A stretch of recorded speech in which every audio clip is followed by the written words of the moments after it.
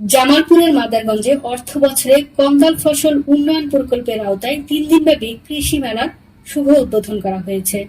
জামালপুর মাদারগঞ্জ প্রতিনিধি মোহাম্মদ আলী জিন্না জানান, শনিবার দুপুরে উপজেলা প্রাণী সম্পদ দপ্তর প্রাঙ্গণে এ মেলার উদ্বোধন করা হয়। প্রধান অতিথি উপপরিচালক জাকিয়া সুলতানা ফিতা কেটে কৃষি মেলার উদ্বোধন করেন। এরপর অতিথিবৃন্দরা প্রায় ৩০টি স্টল পরিদর্শন করেন। পবিত্র কোরআন তেলাওয়াতের মধ্য দিয়ে কৃষি মেলার শুভ উদ্বোধন অনুষ্ঠানে উপজেলা কৃষি অফিসার কৃষিবিদ মোহাম্মদ শাহাদুল ইসলামের সভাপতিত্বে ও কৃষি সম্প্রসারণ অফিসার রওশনারা আক্তারের সঞ্চালনায় প্রধান অতিথির বক্তব্য রাখেন কৃষি সম্প্রসারণ অধিদপ্তর খামারবাড়ি জামালপুরের উপপরিচালক জাকিয়া সুলতানা। বিশেষ অতিথির বক্তব্য রাখেন উপজেলা সমাজসেবা অফিসার মোহাম্মদ তৌফিকুল ইসলাম খালেক, বীর মুক্তিযোদ্ধা আবু বক্কর সিদ্দিক ও মঞ্জুরুল ইসলাম তরফদার, মাদারগঞ্জ প্রেস ক্লাবের সাধারণ সম্পাদক জুলফিকার আলী বাবলু, মাদারগঞ্জ উপজেলা প্রেস ক্লাবের সভাপতি মোহাম্মদ আলী জিন্না সহ অন্যান্যরা।